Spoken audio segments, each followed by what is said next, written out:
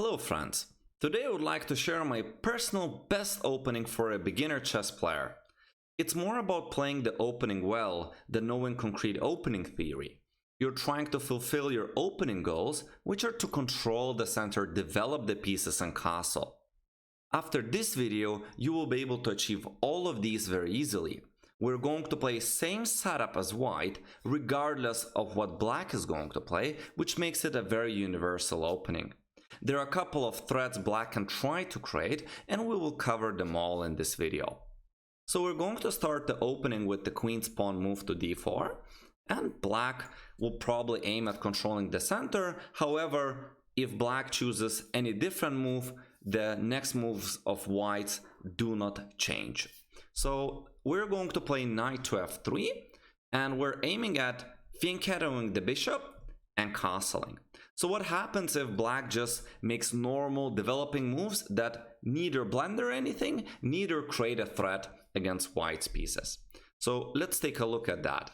For example, knight to f6, g3, e6, bishop to g2, bishop to d6, castles, castles. So if black doesn't create any kind of threats, we're trying to make these moves first all the time. And the next move of ours is going to be knight b to d2. This move will allow us and support both pawn breaks c4 and e4. And after we achieve one of those breaks, we're going to have a space and center control advantage, or at least we're going to try. A lot of times black will have heavy artillery controlling e4 square, so e4 becomes less possible. However, if black went for a different setup, this is a perfectly normal move, and if we can play it, we will go for e4. Most of the time, however, we will achieve the move c4. So for example, if black plays something like c6, we play c4 and we start claiming the central control advantage. With the next moves, we want to perhaps fianchetto the bishop, put it on b2, and we have a very comfortable and solid position without any weaknesses. All of white's pieces look pretty much good. We have more space and central control, and black never created any kind of threats that would scare us. Bishop on g2 is a very loyal guard to the king, so kingside attacks for black are very, very unlikely in this opening. However, that's not enough to start playing this opening, because there are a couple of moves that will allow you to be a little bit more precise as white. So one of the ambitious tries for black to be playing this opening would be with the quick c5, for instance over here. After that move, black is threatening to take and exchange the pawn which is controlling the space and center for us right now. And after a move like castles, we would lose the central control with our pawns. In this opening, it's also possible to play it like that. However, my recommendation would be to defend the pawn with e3, so that to captures on d4, we would always be able to capture back and put a substitute pawn which would guarantee us that same central control. For instance, c takes d4 leads to e takes d4, and we still maintain that advantage, which where the pawn shields our minor pieces, bishops and knights, which want to go onto centralized squares around them. Why do I not want to play c3? Because as we saw in the previous line, I want to leave this pawn for going to c4. What are other threats that black can create? Well, my students a lot of the time notice that black is aiming against this c2 square. And I'm telling them not to react at all against that and fulfill our opening dreams and develop the king side until they play this knight b4 and create this threat over here against c2. That's the time where we're going to place temporarily our knight on the a3 square, this guard c2, and we're ready to win a tempo and kick the black's knight out. For example, black would be playing e6 as there are no more threats that they can capitalize on.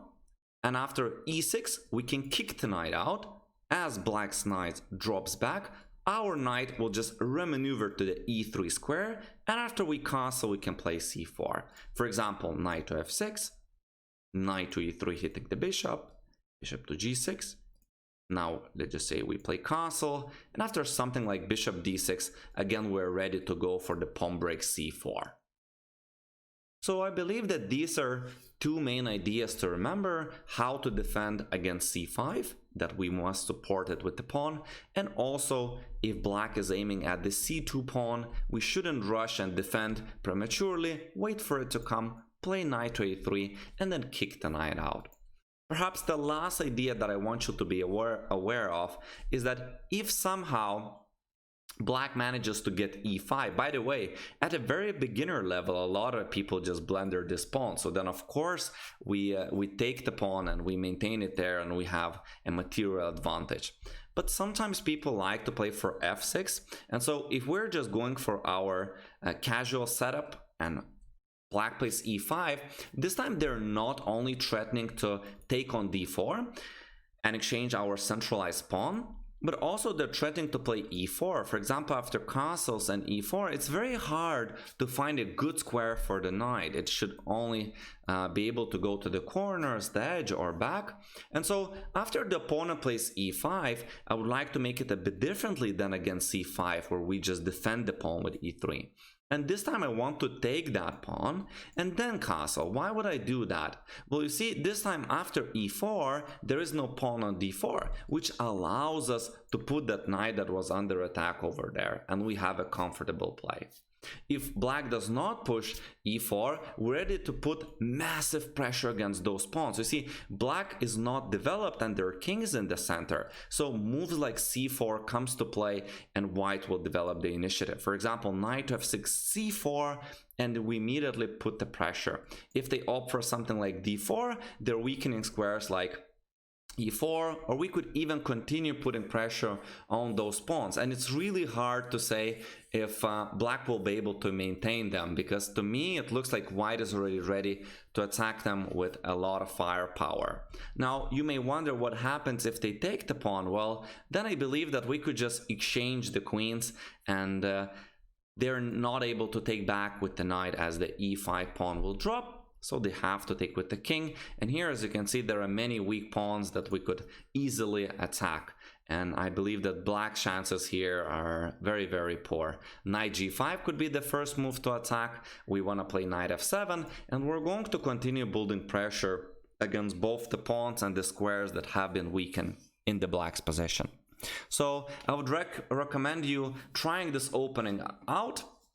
You should get comfortable against any level players. Sometimes you might not get an advantage, but you play a risk-free where there are no lines that will somehow put hard questions on you, and weird gambits where you have to defend the king, walk into the middle. Never is going to happen. However, watching the video once is not enough, so I would recommend you coming back to this video every now and then, perhaps a few times in a week, and just practice this online. Put the engine to use if you make some mistakes. Of course, engine doesn't like all of the moves we play in this opening, but as we said, we're practical and we're trying to get very safe position with a minimum advantage and comfortable game. So if you liked the video, please give me a like, subscribe to my chess channel, and you can also consider hiring me as your personal chess coach online. That's my full-time job at the moment.